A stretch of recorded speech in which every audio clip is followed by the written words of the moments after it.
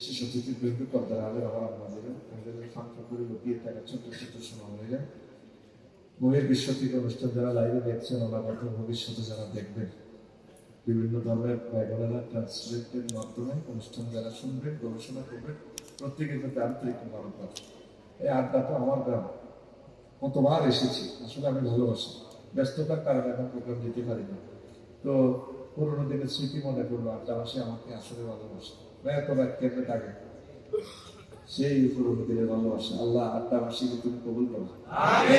আমার মহাদিস নুরুজ্জামান ভাই এই গ্রাম, ওনার বড় ভাই দক্ষিণ পূর্ব এশিয়ার শ্রেষ্ঠ শিক্ষাবিদ ওনারা। আল্লাহ তনু ভাইকে হায়াতে তাই বাবা। আমি আর টাইম পেয়ে করতেছি না, আলোচনা শুরু করতেছি ইনশাআল্লাহ। কেমন সকলে শুনবেন?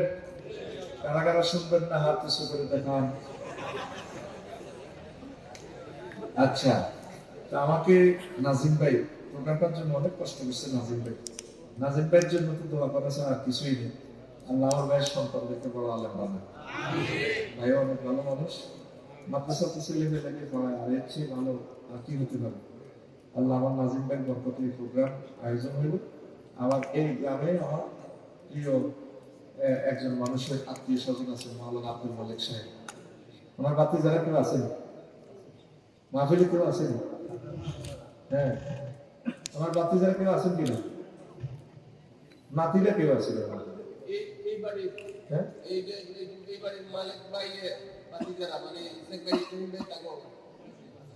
হ্যাঁ, লাকসা নাই মাওলানা আব্দুল মালিক সাহেব কেউ আছেন না?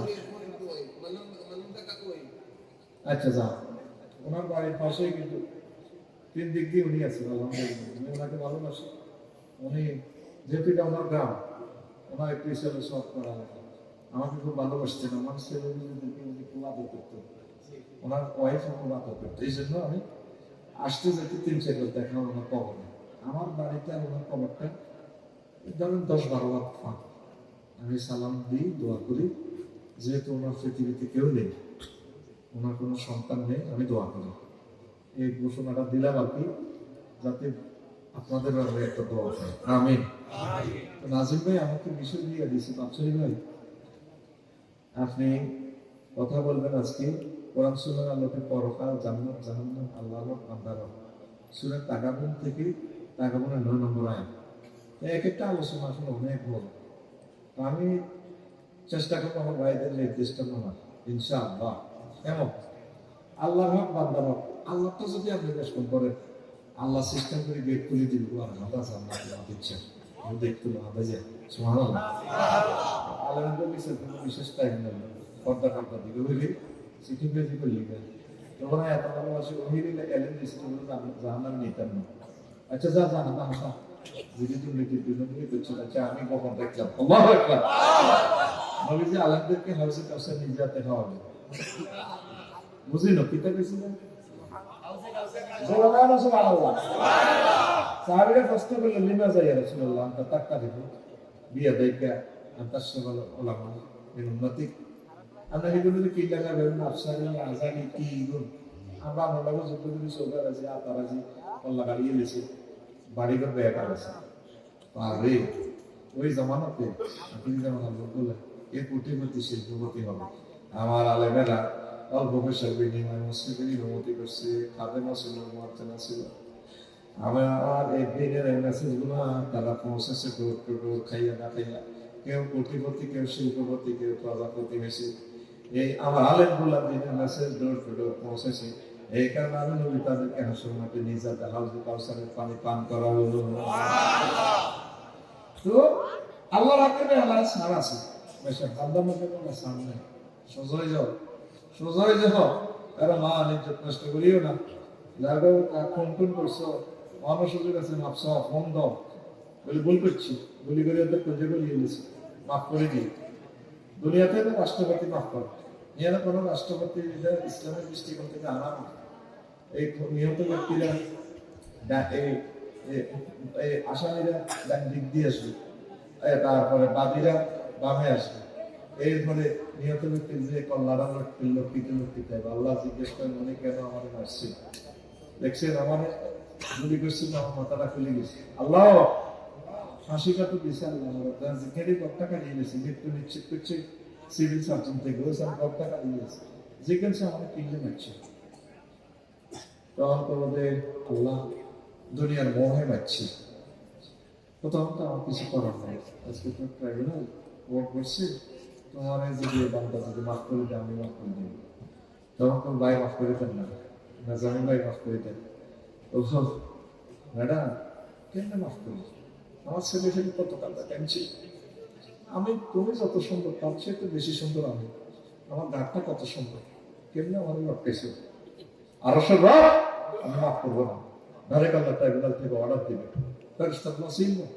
আল্লাহ কোনটা বলছিল যে সিলে লেখা আছে ভাইয়ের সঙ্গে রহমাতিল্লাহ আমার রহমত থেকে সিলের শক্ত লোক তার কপাল চিহ্ন এখন আসামি এগুলো আল্লাহ জাহান নামের নেন দুঃখ নেই তবে সিলটা বাড়িয়ে না কোন আগে তুমি সিলটা বানিয়ে যার পর লাইল খেলছে বানিয়ে দোয়ানে গেছে বড়টা হাঁসটা হয় আরেক দোয়ানে গেছে সার্টিফিকেট তো খরচ করেন না 2000 টাকা বাজার দিয়েছে ওই কথা কয় গত বছর 3.5 দশমিক তো আনতো আর এবছর ওই ফিটিং দিয়েছি মিন্টার লবি বাংলা তো নিয়ে তো পারবে কি বলবো ভাই তো ভাই জানতে পারছি না কি বলবো ওই আলোচনা নিয়ে শেষে আমি আল্লাহ 2 মিনিট কইছি মূলত আলোচনা করি নিয়ম দিই কথা বুঝছি কারণ নিয়ম দিই যদি আগে ভাগে যদি লাইলিয়ার না কবাইয়া না কবানো হইতো না রেডি আহা কথা কর রেডি আর পরকাল আমরা বিশ্বাস করি আমরা এই জন্য রাস্তাকে আমরা ফেট করি এই জন্য আমরা মুসলমান সুবহানাল্লাহ কাফেররা কয় যত রাষ্ট্রে গেছি ফ্রি সেক্স ফেসবুকে কিতাব দেওয়া না আরো সব করে দিলে সিঙ্গাপুর ঘুরতে গেছিলাম ফিলারের কত সুন্দর মানুষগুলো আমি দেখি কান্দে দিছি আমার লগে 24 বছর জন্য আছে বাঙালি যুবকেরা বডিগার্ড ব্যবসায়ী বেশ সহজে ছিল প্রস্তাব দিয়ে নেয় আমাদের যে কাঁদতেছি এত সুন্দর মানুষটার গায়ে আল্লাহ কেমনি আগুন লাগাই বলে কত সুন্দর মানুষ সারা পৃথিবীকে আমার ভাই ডোনাল্ড ট্রাম্প চালাতেছে শুধু ইমান না আনার কারণে বাবা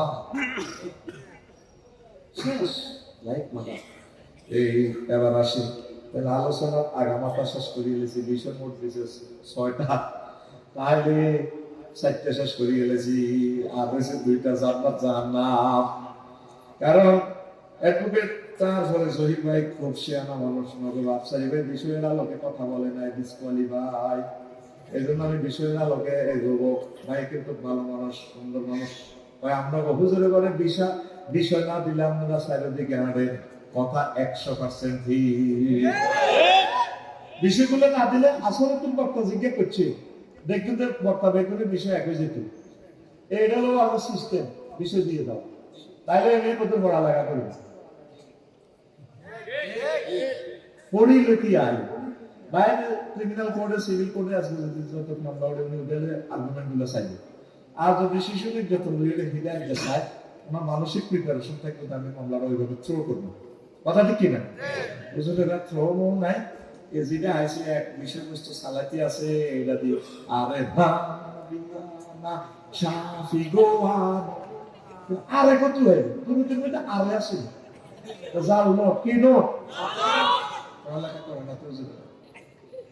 আমার বাইতুল বসে বসে আজকে অনেক কিছু শিখছি অনেক দারুণ ফেলে মাশাআল্লাহ আমি দোয়া করি আল্লাহ আমার ভাইকে হায়াতে তাইয়্যিবা দেন প্রথম ভাবি অসুস্থ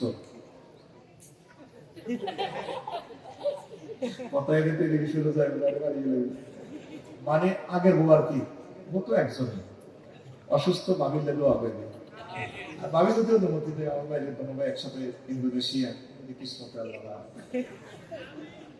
তো ভাই অনেক সুন্দর কথা বলছে তো ভাই হুজুররা অনেক সুন্দর জিনিস লাইন আলাদা সুন্দর বিষয় দিয়ে দিবেন বলে তুমি এই বিষয়ের আলোকে কথা কইবা না হাদিয়া আইতা না সোজা কথা পেঁয়াজ দিবে না দিবেন দেখবেন হুজুর তার মতো সুযোগ দুরুদের বিষয়টা দেন বলে তুমি কোরআন সুন্নাহর আলোকে দুরুদের বিষয়টা থ্রো কইবা আল্লাহ নবী কেমনে দুরুদ করতে কিছু সাহাবীরা কেমনে করছে কয়টা দুরুদ আছে দুনিয়াতে কোরআন সুন্নাহর আলোকে বলো দুরুদের ফজিলত দেখবেন তারের মতো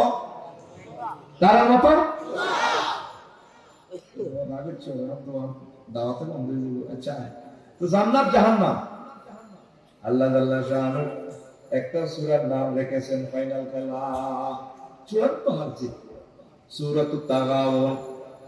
একদল আরেক দলের ফাইনাল খেলা ঠেঙ্গাইয়া দিও, একদল জিতে যাইব হাসতে হাসতে, দাহিকাতুম মুস্তাবশিরু, হাসতে হাসতে। তখন কাকারা করে বিমান বানাইলাম, আইফোন বানাইলাম, সারা ওয়ার্ডে পরমাণু বানাইলাম, এত কিছু বানাইলাম, মুসলমান কিন্তু বেকুব মফিজের মতো। এরা যে ইমান, আমি তো আজকে জিতে যাচ্ছি। সেই কথাটা আল্লাহ বলছেন সূরা তাগাবুনের 9 নম্বর আয়াতে।